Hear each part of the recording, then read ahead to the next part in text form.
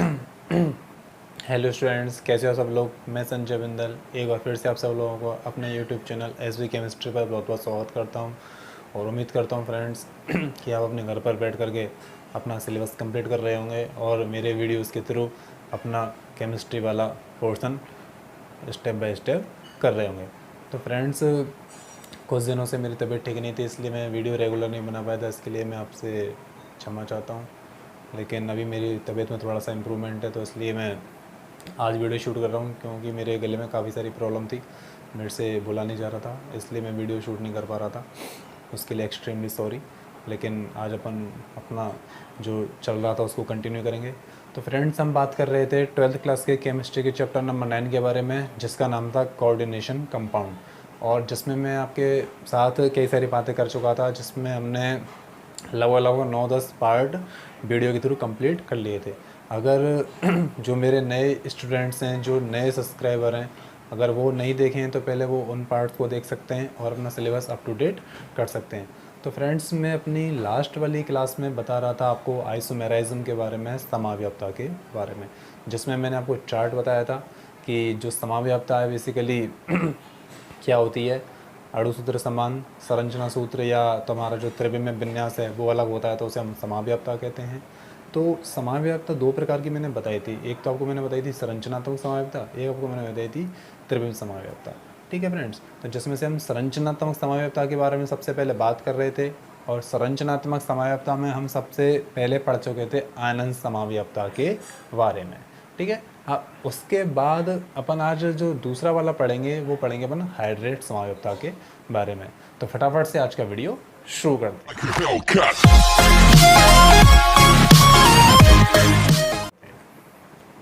तो फ्रेंड्स, मैं आज पढ़ाऊँगा आपको हाइड्रेट समाव्याप्तता के बारे में। जैसा कि नाम से पता चल रहा है, हाइड्रेट यानी कि जल, कुछ ना कुछ जल को लेके लफड़ा है यहाँ पर। ठीक है, उसको अपन आसानी से पहचान सकते हैं, क्योंकि इस प्रकार की समाव्याप्तता ना, वहाँ पर आपको लेगेंड के रूप में, क्रिस्टल जल के रूप में जल का अणु जरूर दिखाई दे जाएगा। इससे अपन आराम से इसको पहचान सकते हैं कि ये कौन सी समाव्याप्तता है आपके पास। ये आपके पास हाइड्रेट समाव्याप्तता है। देखिए, इसका भी डेफिनेशन वैसा ही है कि अणुसूत्र समान, ये स्टूल हटाता हूँ पहले तो, अणुसूत्र समान लेकिन जो जलीय लेगेंड है और जो अणु लेगेंड है या जो क्रिस्टल जल है, दोनों के रूप में कार्य करता है। मतलब ये है कि जो ऐसे संकुल हो गए जिनमें अणुसूत्र तो समान होता है, लेकिन जो जल का लेगेंड है, अभी मैं एग्जांपल दूंगा उससे क्लियर हो जाएगा। जो जल का लेगेंड है वह आपका अणु लेगेंड के रूप में और क्रिस्टल जल के रूप में, दोनों के रूप में रहता है। मतलब वहाँ पर जो जल की स्थिति है, जो जल के अणु की स्थिति है, वो भिन्न भिन्न होती है दोनों समावयवी में, जिससे क्या होता है, इस प्रकार की समाव्याप्तता प्रदर्शित होती है, जिससे अपन क्या कहते हैं, हाइड्रेट समाव्याप्तता कहते हैं। ठीक है, जिसको अपन एग्जाम्पल से क्लियर कर लेंगे। देखो, मैं आपको एग्जांपल बताता हूँ पहले एक जैसे हमारे पास एक एग्जांपल है CrCl3 डॉट 6H2O। अरे मार्कर को क्या हो गया, CrCl3 डॉट 6H2O। अब फ्रेंड्स, अगर मैं इसकी बात करूँ तो इसके हम 3 समावयवी बना सकते हैं। कौन कौन से बना सकते हैं?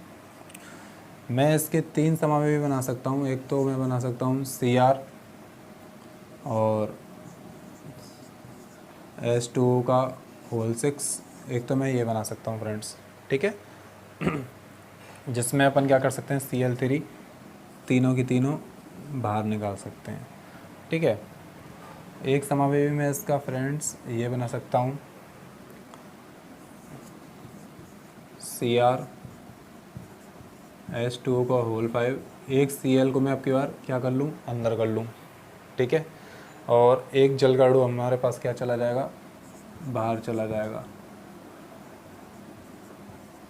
और एक समावयवी में इसका ये बना सकता हूँ फ्रेंड्स Cr H2O का होल 4 Cl2, बाहर क्या रह गया, एक Cl और ट्वाइस H2O। ठीक है फ्रेंड्स, तो मैं अब यहाँ पर आपको क्या बताना चाह रहा हूँ कि इसके थ्रू कि हमारे पास नाम क्या है, हाइड्रेट समाव्याप्तता है। ठीक है, जो जल के कारण उत्पन्न हो रही है। आप देख रहे हो कि अणुसूत्र समान है, लेकिन जो समावयवी बन रहे हैं, जो संकुल बन रहे हैं, उन सब में क्या है कि जो जल की स्थिति है, पानी की स्थिति है, वो क्या है, सब में भिन्न भिन्न है। इसी के कारण जो समावयवता उत्पन्न होती है उसे अपन क्या कहते हैं, हाइड्रेट समावयवता। ठीक है, हाइड्रेट समावयवता, इसका हिंदी में भी नाम हाइड्रेट समावयवता ही है, हाइड्रेट समावयवता कहते हैं। अब आप यहाँ देख रहे हैं कि ये जो अणु है, ठीक है, ये जो अणु है और जो क्रिस्टल जल है, इन सब की संख्या में क्या अंतर है। ठीक है, तो कहीं ना कहीं डेफिनेट आपको क्या मिलेगा, इनकी संख्या में अंतर मिलेगा। और जब इनका अपन जलीय विलयन बनाएंगे तो जलीय विलयन में भी फ्रेंड्स ये क्या करेंगे, अलग अलग आयन देंगे और अलग अलग प्रकार के रंग देंगे। जैसे मैं इसका बनाता हूँ जलीय विलयन,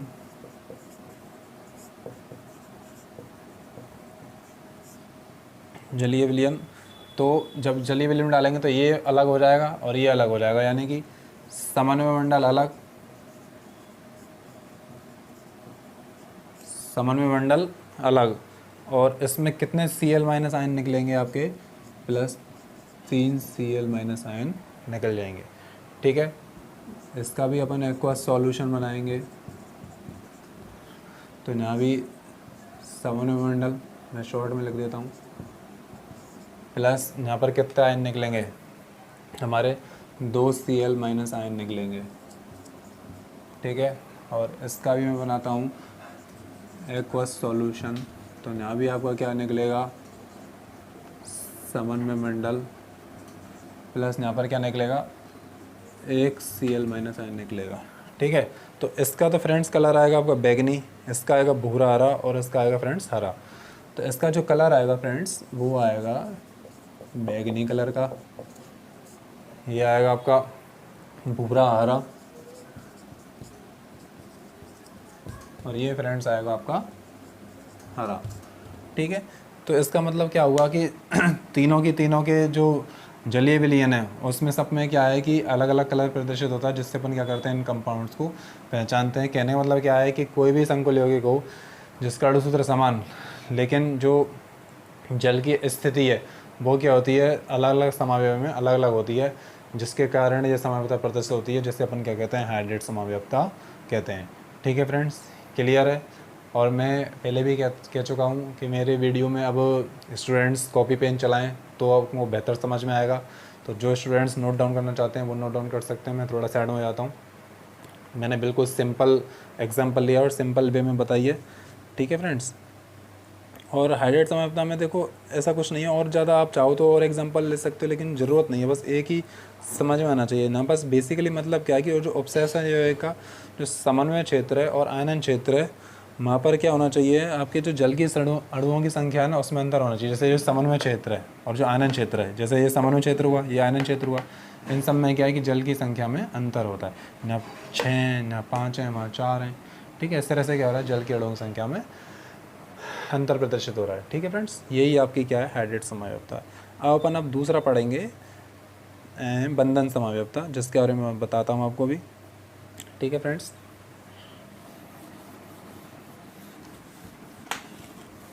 डेफिनेशन लिखने की ज़रूरत नहीं है,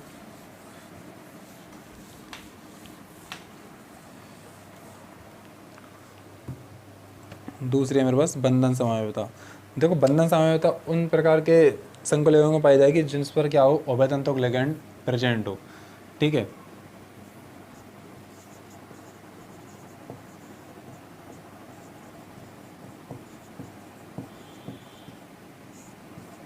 इसको अपन लिंकेज आइसोमेराइज्म भी वो बोलते हैं। ठीक है फ्रेंड्स, लिंकेज आइसोमेराइज्म भी बोलते हैं। देखो 2 या 2 से अधिक ऐसे संकुल यौगिक जिनके अणुसूत्र समान, ये तो लाइन है ही है, लेकिन जो संकुल यौगिक होता है उसमें एक ही लिगैंड का जो बंधन करने वाला तत्व है ना, वो क्या हो, भिन्न भिन्न हो। यानी कि जो मेटल है उससे जुड़ने वाला जो तत्व हो वो क्या हो फ्रेंड्स, भिन्न भिन्न हो। ठीक है, तो ऐसे यौगिक क्या कहलाएंगे, ये जो तुम्हारे ऐसे प्रकार के क्या कराएंगे, आपके बंधन समावयवी कहलाएंगे, और यही परिघटना आपकी क्या कहलाएगी, बंधन समावयवता कहलाएगी। जैसे मैं आपको एक एग्जांपल देता हूँ, अणुसूत्र समान,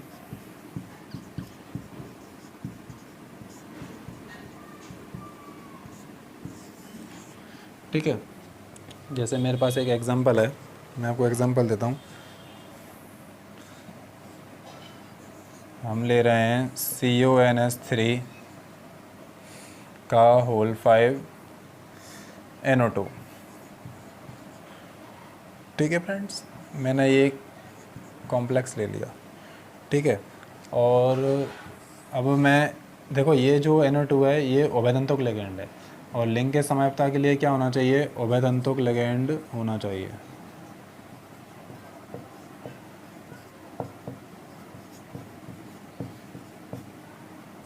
उभयतंतुक लिगेंड होना चाहिए। ठीक है फ्रेंड्स, तो मैंने अब क्या करा, जैसे ये जो कोबाल्ट है जो सेंट्रल मेटल है, इससे 5 तो आपके अमोनिया जोड़ रहे हैं, लेकिन जो एक जो जुड़ रहा है ये जो नाइट्रो, जिसे अपन नाइट्रो बोल रहे हैं, ये एन साइड से जुड़ रहा है। जो इसका जो तत्व है, जोड़ने वाला तत्व है, मेटल से जुड़ने वाला तत्व अलग अलग होगा, यहाँ जो जुड़ रहा है एन, वो कोबाल्ट एन से जुड़ रहा है। ठीक है, अब मैं जो इसका दूसरा एग्जाम्पल बना रहा हूँ, इसी का ही अणुसूत्र तो समान है ही इसमें। अब ये जुड़ेगा ऐसे ONO। ठीक है फ्रेंड्स, ऐसे जुड़ेगा।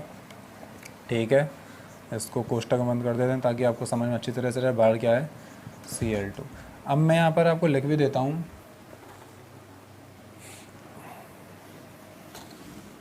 कि जो जुड़ने वाला तत्व है उसकी पोजीशन अलग अलग है। ठीक है फ्रेंड्स, यहाँ जो आपसे क्या जुड़ रहा है मेटल के साथ में, वो तो जुड़ रहा है आपके साथ क्या, नाइट्रोजन। और यहाँ जो मेटल के साथ जुड़ रहा है वो आपके साथ जुड़ रहा है नाइट्रोजन के अलावा ऑक्सीजन। ठीक है, इसे अपन बोलेंगे नाइट्रो, और इसे अपन बोलेंगे नाइट्राइटो या ओ नाइट्रो। ठीक है, इस तरह से अपन बोलेंगे। ठीक है फ्रेंड्स, क्या बोल देंगे इसे अपन, ओ नाइट्राइटो। ठीक है, इसमें इतना सही है। अब चाहो तो इसका मैं आपको नाम भी बता सकता हूँ, पेंटाइमीन आपका पेंटाइमीन नाइट्रो कोबाल्ट थर्ड क्लोराइड, इसका नाम हो जाएगा पेंटाइमीन नाइट्रो कोबाल्ट थर्ड क्लोराइड, और उसमें बस ये जो नाइट्रो है इसका नाम हो जाएगा नाइट्राइटो। नाइट्राइटो। ठीक है फ्रेंड्स, क्लियर है। अणुसूत्र समान है, देखो नाम से पता चल रहा है लिंकेज, यानी कहते हैं ना कि तेरी कोई लिंक है क्या, तुम्हारी कोई लिंक है क्या, लिंक यानी जुड़ाव, कुछ गठबंधन। तो जो यहाँ पर सेंट्रल मेटल है उससे जुड़ने वाला जो लिगेंड है, और लिगेंड भी कौन सा होना चाहिए, उभयतंतुक लिगेंड होना चाहिए। कौन सा फ्रेंड्स लिगेंड होना चाहिए, जैसे साइनाइड, आइसोसाइनाइड, नाइट्रो, ओ नाइट्रो, थायोसाइनाइड, इस तरह के जो लिगेंड हैं, मैंने आपको बताया था लिगेंड वाली वीडियो, वहाँ पे आप जाके देख सकते हैं। तो जो लिगेंड है ये हमारे पास उभयतंतुक लिगेंड है। अभी ये जो जुड़ रहा है ये नाइट्रोजन वाली साइड से इस सेंट्रल मेटल के साथ जुड़ रहा है, लेकिन इस वाले एग्जांपल में ये जो जुड़ रहा है ये ऑक्सीजन वाली साइड से इस सेंट्रल मेटल के साथ में जुड़ रहा है। यानी कि जो मेटल के साथ जो तत्व जुड़ा होता है, जो तत्व का जुड़ा होता है वो भिन्न भिन्न पोजीशन से जुड़ा होता है, जिसके कारण जो समायोजकता उत्पन्न होती है, ठीक है, उसे अपन क्या कहते हैं, लिंकेज समायोजकता, बंधन समायोजकता कहते हैं। और ऐसे समावयव के क्या कहलाते हैं, बंधक समावयवी कहलाते हैं। ठीक है फ्रेंड्स, क्लियर है, इतनी सी बात है। ठीक है, उसके बाद मैं नेक्स्ट बता देता हूँ आपको छोटी छोटी समायोजकताएं, आज फटाफट ख़त्म कर लेते हैं इसको। अब जो मैं बता रहा हूँ आपको, समन्वय समायोजकता या उपसंयोजन समायोजकता, देखो ये सबसे ज़्यादा ईजी समायोजकता है। इसमें जो दोनों मंडल होते हैं वो दोनों ही जटिल होते हैं, मतलब बाह्य मंडल, समन्वय मंडल, मतलब कि धनायन और ऋणायन दोनों ही कॉम्प्लेक्स होते हैं। और इसमें कुछ नहीं है, बस लिगेंड की स्थिति एक दूसरे के साथ में चेंज हो जाती है। ठीक है, अभी मैं बताता हूँ समन्वयी समावयवता। समन्वयी समावयवता, इसको अपन उपसहसंयोजन समावयवता भी बोल देते हैं।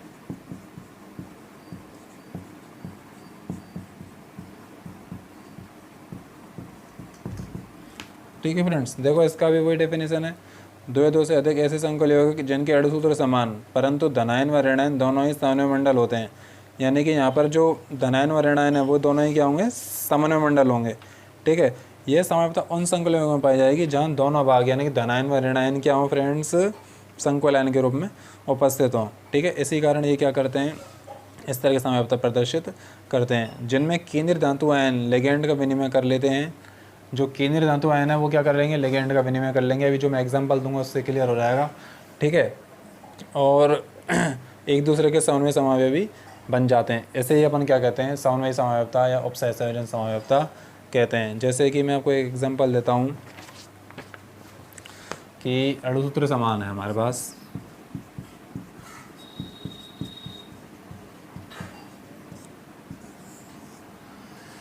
जैसे मेरे पास एक एग्जांपल है CONH3 होल 6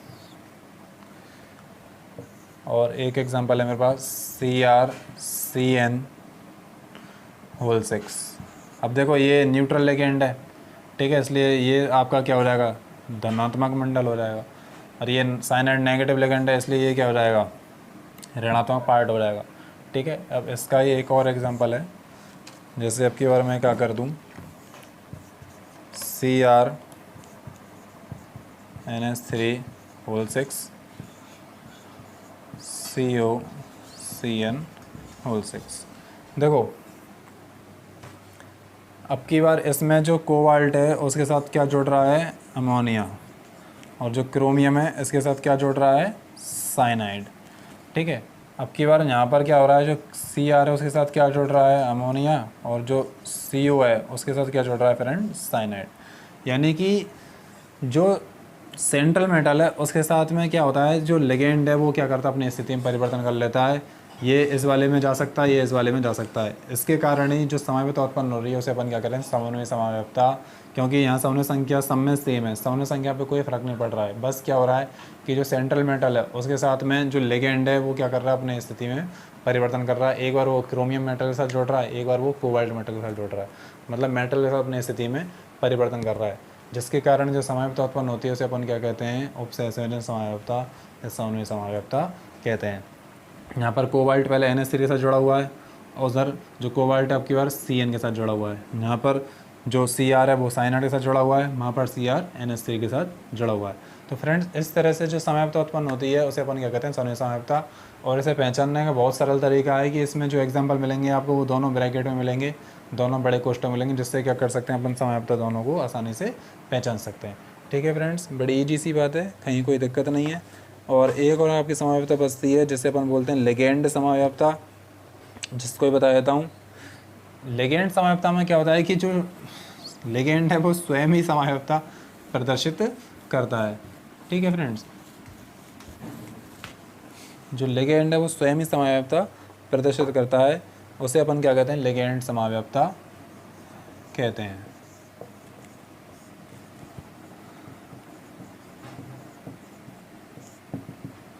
ऐसे संकुल यौगिक जिनमें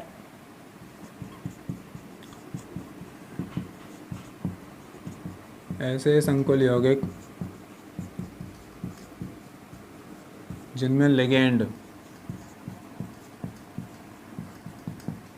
स्वयं समावयवता प्रदर्शित करता है, लिगैंड समावयवता कहलाती है।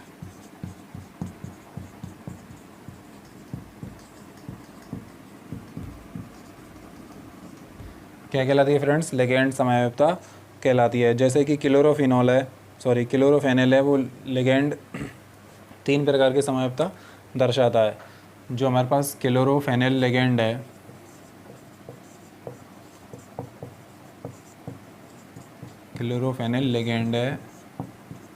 ये 3 टाइप के समावयवता प्रदर्शित करता है, देखिए आप।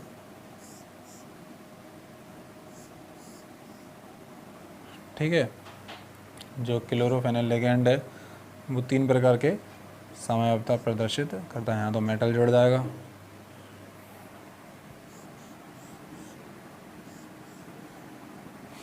एक बार यहाँ जुड़ जाएगा, ठीक है फ्रेंड्स, और एक बार यहाँ जुड़ जाएगा।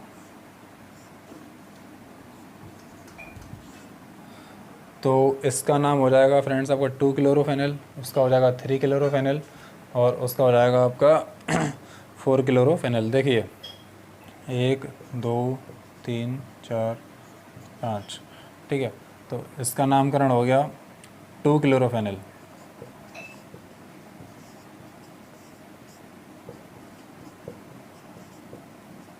इसका हो जाएगा 3 क्लोरोफेनिल।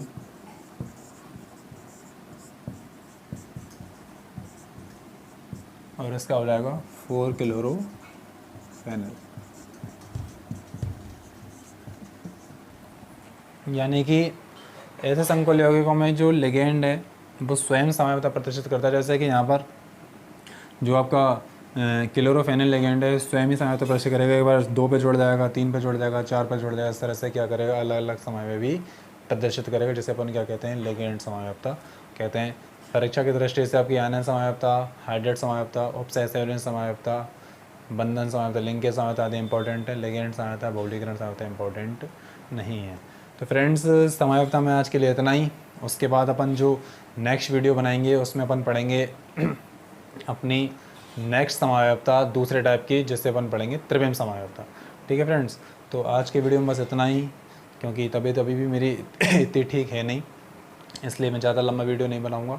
बस अगर आपको मेरा वीडियो आज का वीडियो अच्छा लगे तो प्लीज़ मेरी वीडियो को लाइक करिए और अपने दोस्तों के साथ शेयर करिए, और प्लीज़ मेरे चैनल को सब्सक्राइब करिए, क्योंकि काफ़ी दिन से रेगुलरिटी नहीं बन रही है, उसके लिए मैं सॉरी कह रहा हूँ।